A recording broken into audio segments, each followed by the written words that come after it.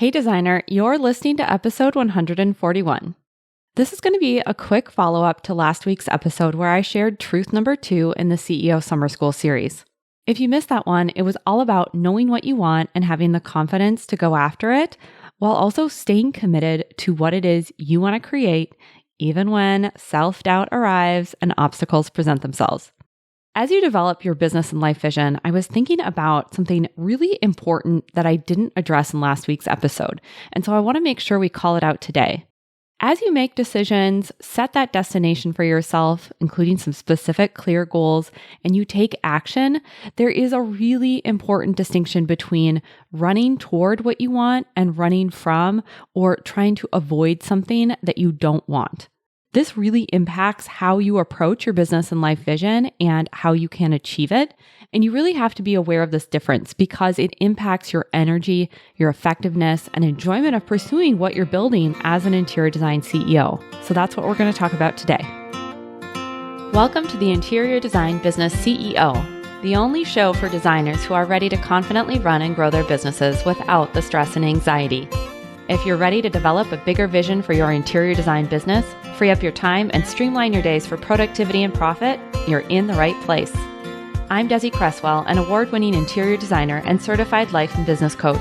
I help interior designers just like you stop feeling overwhelmed so they can build profitable businesses they love to run. Are you ready to confidently lead your business, clients, and projects? Let's go.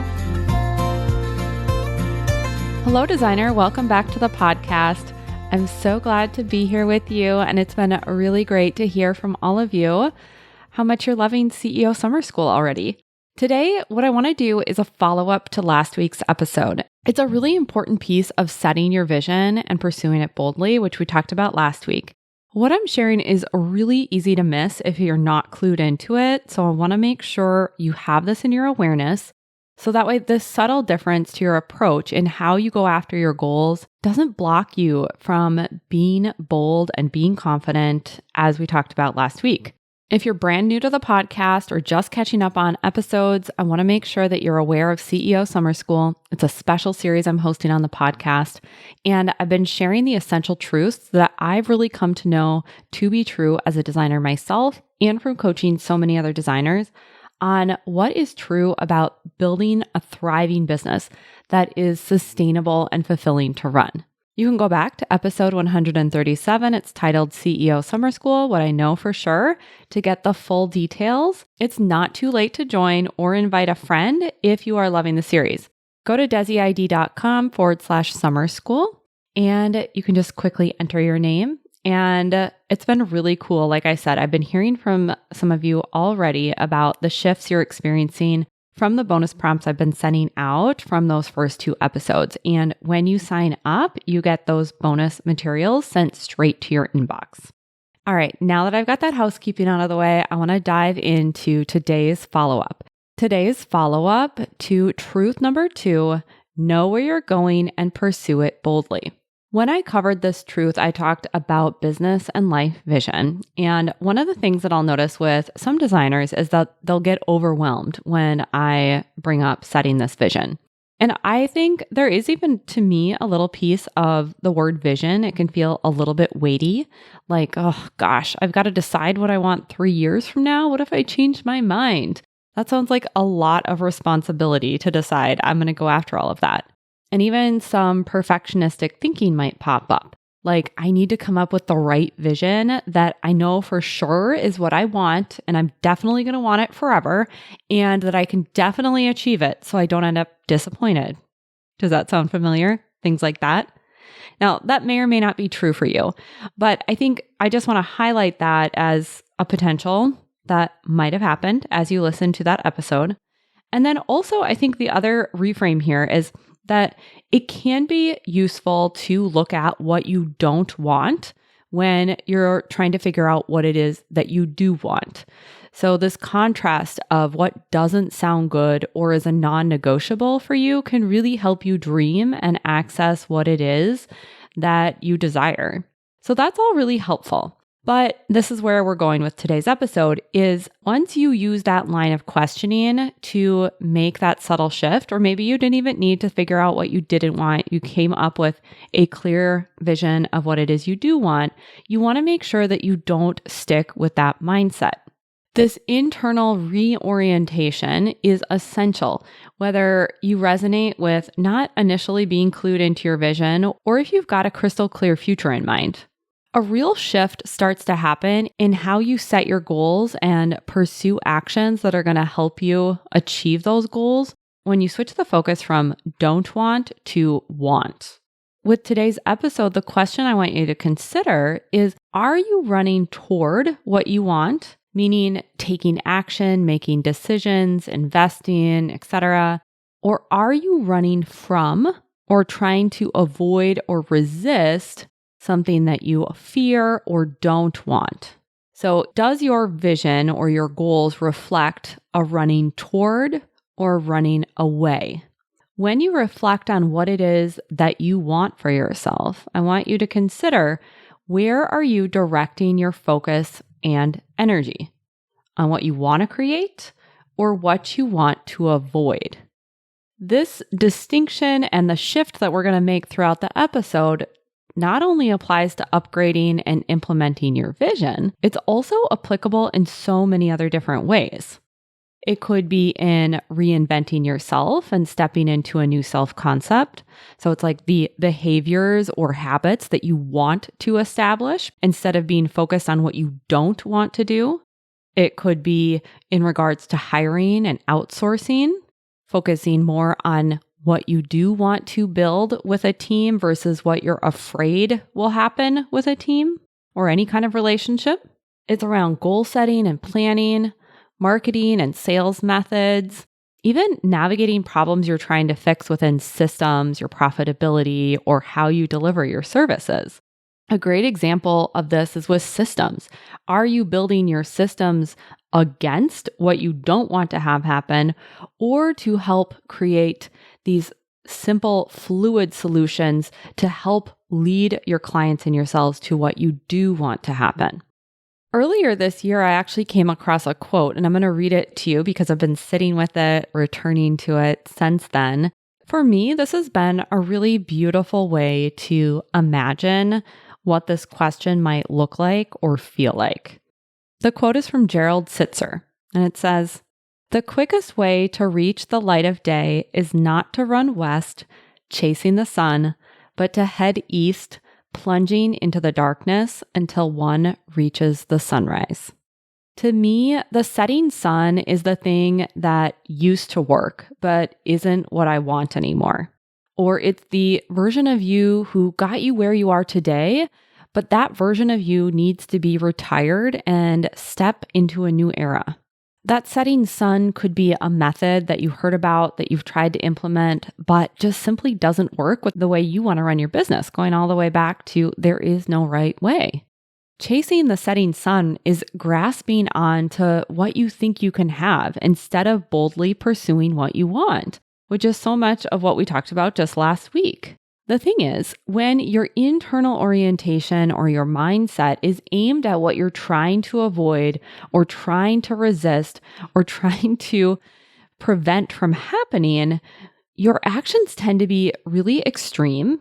They tend to be reactive, or you end up staying frozen in inaction, which of course is not what's helpful in getting you closer to your vision and what you really, really want. The types of behaviors and decision-making that happens from being more focused on what you don't want often also leads to overcorrecting. I see this a lot with my clients who are leading and managing a team, but experiencing some kind of friction either with accountability, team dynamics, those types of things. An example of this might be that the client or the designer I'm teaching, who is the leader of their firm, had a negative experience in the past with a previous boss.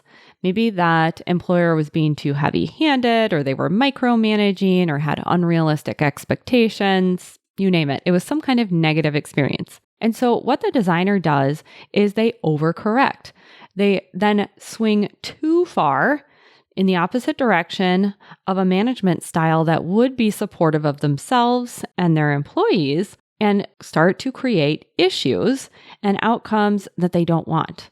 So maybe they become too lenient, or they don't give enough direction for fear of sounding bossy, or they aren't asking for the support that they've hired this person to provide. Essentially, what they're doing is they're running from being, quote unquote, that boss, instead of focusing on the qualities and skill sets that they want to embody as the leader. So their energy really ends up getting put into being likable or doing things they really shouldn't do anymore so that they can try to look like a team player, instead of putting that energy and effort into learning leadership skills or empowering their employees and working on foundations to support the team in support of themselves. There's the goal of the designer having a team in place that's going to help them achieve certain outcomes and objectives. And then there's the energy of pushing against what you don't want or putting that energy behind what you do want. And I think we can see what's going to be more beneficial and what's going to create more ease and more momentum and more success for everybody. Another way this misdirected focus, the pushing against, avoiding, resisting what you don't want, can also be seen through subtle settling. And this could sound like, well, it's fine or it's good enough. What ends up happening is we get comfortable with the status quo, and our brain becomes afraid to trade what is fine or even good for what it is that we really want, or what would be amazing, or what would fulfill those next level desires that we have for our business. Trading good for great is something I talked about in episode 87. That was part of last summer's CEO Summer School. And you can go back and hear more about that. It's a really great one. And if that idea of being comfortable in kind of accepting what's fine is hitting home, go back and listen to that episode. So essentially, when we settle, we get to avoid the fear, or at least set aside the fear a little bit, of what we might lose in pursuit of a bigger vision for ourselves.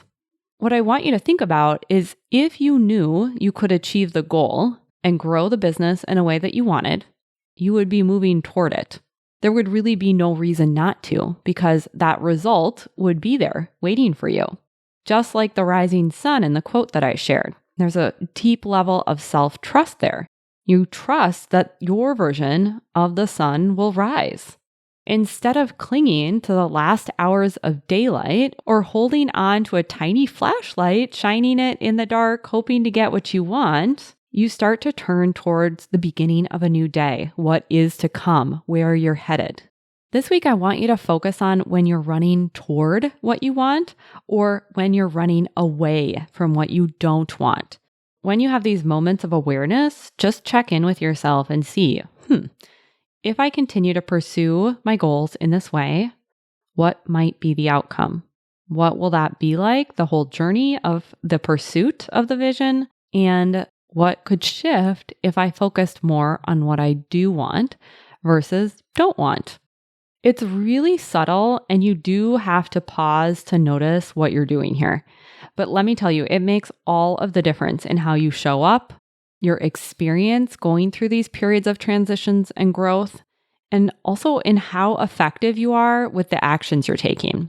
If you need to start dreaming with looking at what you don't want so you can experience the contrast and uncover what you do want, go for it. I think that's a great strategy, but make sure you don't stay there. When you align yourself more to what you don't want or don't like, it's really like having your foot on the brake and the gas pedal at the same time.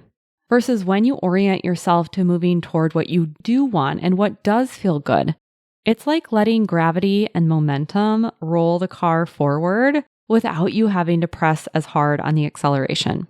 Keep this question in mind as you move about your day, maybe even put it on a sticky note so you've got a visual reminder. Ask yourself, am I taking action from a place of moving toward something, or am I avoiding or resisting and using my energy that way? I'll be back next week with a brand new episode, and that is going to be a new What I Know for Sure, truth number 3 when it comes to building a thriving, sustainable design business. Remember, you can get the bonus questions sent straight to your inbox. I highly recommend you do that if you aren't already signed up, so that way you can take what you're hearing and integrate these lessons. I promise you, these are low lift, but they are very high impact. And joining CEO Summer School will be one of the best things you do for yourself and your business this summer. All you have to do is go to desiad.com/summer school and enter your name, email, and you'll get that info straight to your inbox.